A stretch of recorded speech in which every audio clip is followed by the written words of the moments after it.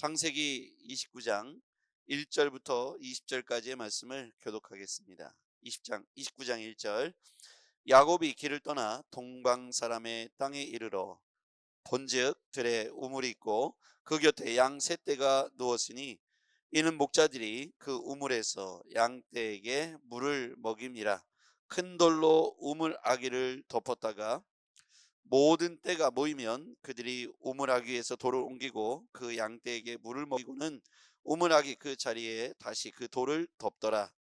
야곱이 그들에게 이르되 내 형제여 어디서 왔느냐. 그들이 이르되 하란에서 왔노라. 야곱이 그들에게 이르되 너희가 나홀의 손자 라반을 아느냐. 그들이 이르되 아노라. 야곱이 그들에게 이르되 그가 평안하냐. 이르되 평안하니라. 그의 딸 라헬이 지금 양을 몰고 오느니라. 야곱이 이르되 애가 아직 높은즉 가축 모일 때가 아니니 양에게 물을 먹이고 가서 풀을 뜯게 하라. 그들이 이르되 우리가 그리하지 못하겠노라. 때가 다 모이고 목자들이 우물 아기에서 돌을 옮겨야 우리가 양에게 물을 먹이느니라. 야곱이 그들과 말하는 동안에 라헬이 그의 아버지의 양과 함께 오니 그가 그의 양들을 치고 있었기 때문이더라. 야곱이 그의 외삼촌 라반의 딸 라헬과 그의 외삼촌의 양을 보고 나아가 우물 아귀에서 돈을 옮기고 외삼촌 라반의 양떼에게 물을 먹이고 그가 라헬에게 입맞추고 소리내어 울며 그에게 자기가 그의 아버지의 생질이요 리브가의 아들됨을 말하였더니 라헬이 달려가서 그의 아버지에게 알림해 라반이 그의 생질 야곱의 소식을 듣고 달려와서 그를 영접하고 하여 안고 입맞추며 자기 집으로 인도하여 드리니 야곱이 자기의 모든 일을 라반에게 말하매 라반이 이르되 너는 참으로 내 혈육이로다 하였더라. 야곱이 한 달을 그와 함께 거주하더니 라반이 야곱에게 이르되 내가 비록 내 생질이나 어찌 그저 내 일을 하겠느냐. 내 품값을 어떻게 할지 내게 말하라. 라반에게 두 딸이 있으니 언니의 이름은 레아요 아우의 이름은 라헬이라.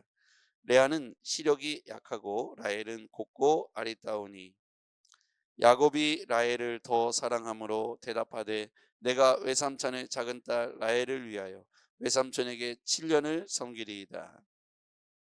라반이 이르되 그가 그를 내게 주는 것이 타인에게 주는 것보다 나으니 나와 함께 있으라.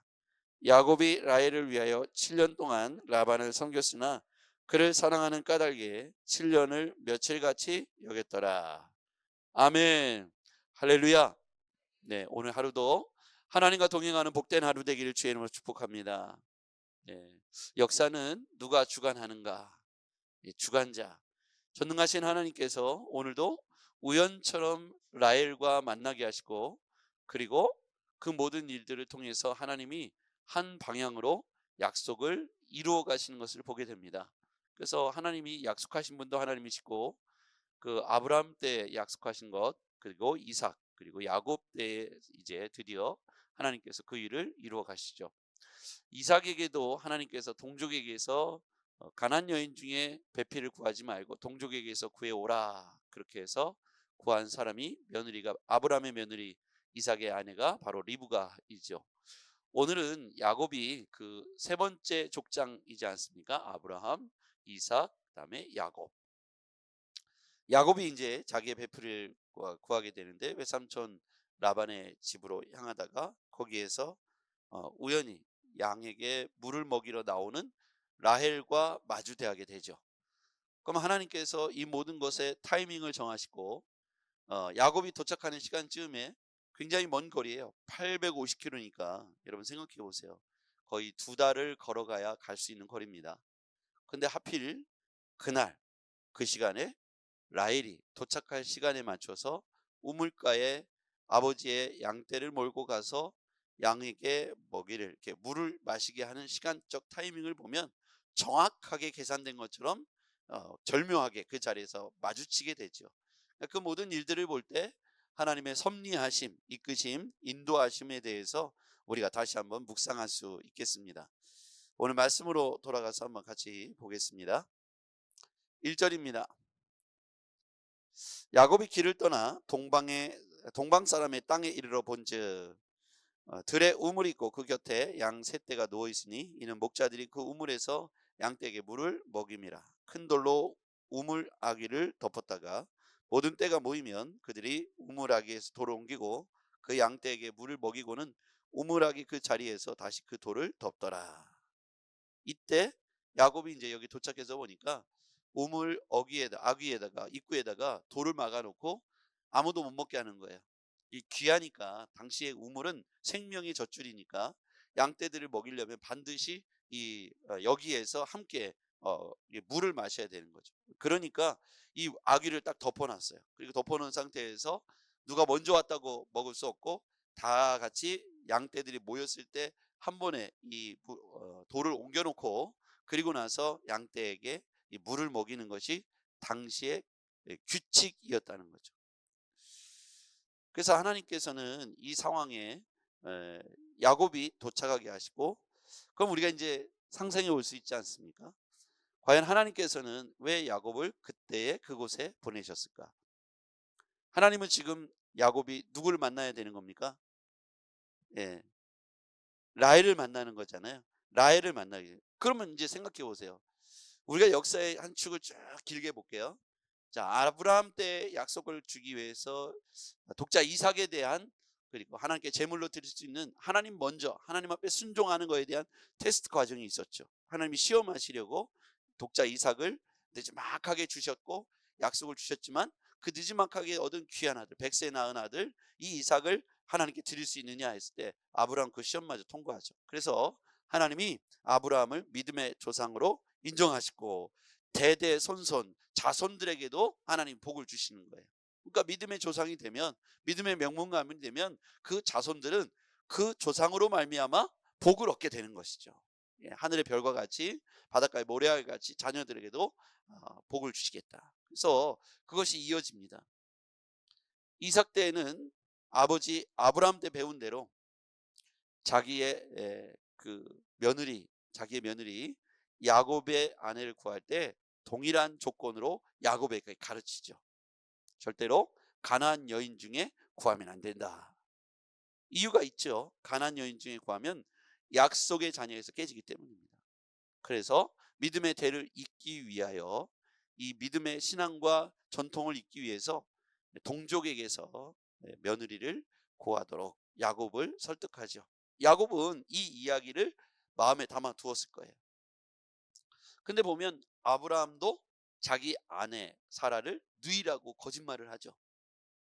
그리고 나서 창세기 26장에 보면 그 아들 이삭도 자기 아내를 누이라고 거짓말합니다. 이렇게 완벽해 보이는 믿음의 가문에게도 이런 약점들, 실수들은 존재한다는 거예요. 그럼에도 불구하고 하나님은 신실하게 하나님 편에서의 약속을 이행하시는 거예요. 그리고 그 약속을 이행하는데 다음은 누구를 향하고 있냐면 야곱을 향하고 있는 겁니다. 야곱은 하나님께서 그를 통하여 아브라함의 축복이 이어가도록 해야 하는 것이죠. 그러면 이 야곱은 라헬을 만나게끔 돼 있는 것이죠. 왜냐하면 우린 역사를 거꾸로 볼 수 있는데, 라헬을 통해서 누가 태어나게 됩니까? 그러니까 야곱의 11번째, 12번째 아들이 태어나게 되는데, 11번째가 누굽니까? 요셉이죠. 요셉은 왜 중요합니까? 뒤로 쭉 가면 역사의 흐름을 보면 이들이 결국은 출애굽하여 가나안으로 돌아오는데 결정적인 역할을 하는 사람이 요셉입니다. 시간적 간극은 거의 500년 가까이가 흘러가요. 요셉이 태어나서 요셉이 꿈을 꾸고 팔려가서 애굽의 총리가 되고 그리고 자신의 야곱의 일가 70여 명을 고센 땅으로 초청하게 되고 거기에서 430년을 머무르게 되잖아요. 그리고 나서 출애굽을 합니다. 그러니까 그 역사적 간극은 라헬과 야곱이 우연처럼 만나게 되는 그 사건부터 하나님은 이 모든 일을 다 스케줄로 잡고 계셨다는 거예요. 그러니까 그 장대한 세월이 500년 이상이 있어요. 그 500년이면 우리 시대에 조선시대예요. 조선시대. 그러면 그 역사의 큰 틀을 하나님 편에서는 다 계획하고 계셨다는 거예요. 물론 거기서 그치지 않습니다. 아브라함의 가문에서 또 누가 나옵니까? 다윗이 나오죠. 그리고 예수 그리스도가 나오죠. 예수 그리스도 이후에 누가 나옵니까? 여러분과 제가 나온 거예요. 그러니까 이 인류 역사에 하나님의 큰 그림이 있다는 거예요. 그러니까 아브라함의 복이 우리에게까지 오고 있다는 사실을 우리는 알 수 있게 돼요.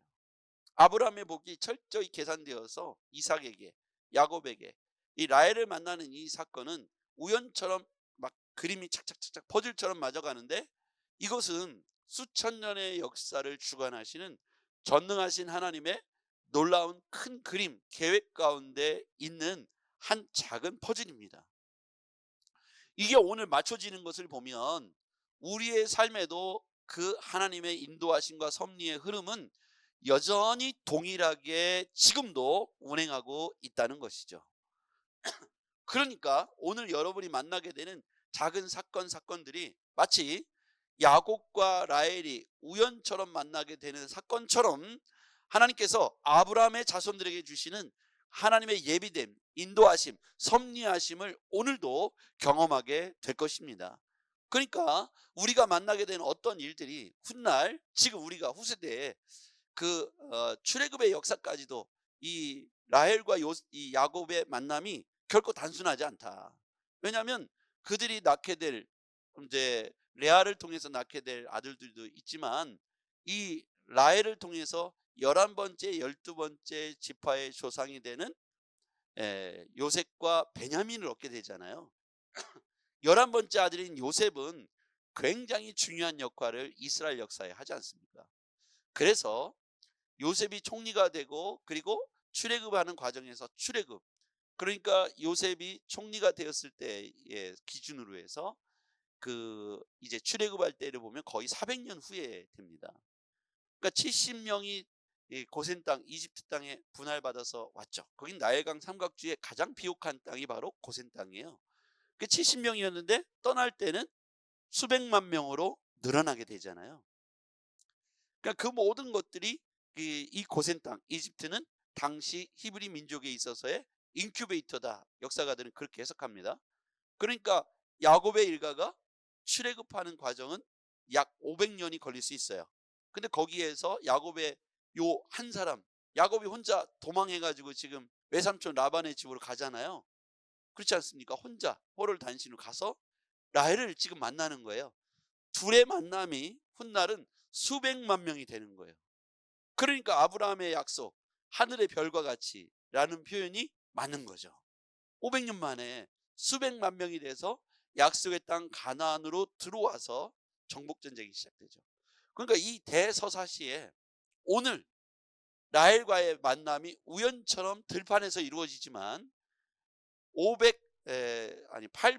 850km를 왔다고 했잖아요. 지금 외삼촌 라반의 집까지 2달 동안 걸어온 거예요. 근데 그 시간에 라헬이 양떼를 몰고 와서 이 야곱과 들판에서 재회할 확률이 몇 프로나 될까요? 그런데 이 말도 안 되는 확률은 하나님의 인도하심의 큰 그림 속에 절묘하게 예정된 거예요.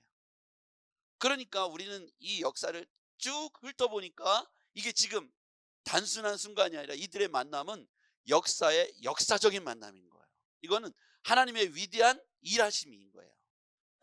만약에 거기서 라헬을 첫 번째 만난 게 아니라 레아를 만났으면 또 역사는 달라졌을 수도 있죠. 근데 라헬을 만나게 돼요. 자, 한번 가보겠습니다. 말씀을 다시 한번 볼게요. 5절 말씀 보죠. 5절입니다. 같이 읽어볼게요. 시작. 야곱이 그들에게 이르되 너희가 나홀의 손자 라반을 아느냐? 그들이 이르되 아노라. 라반은 자기 엄마의 오빠죠.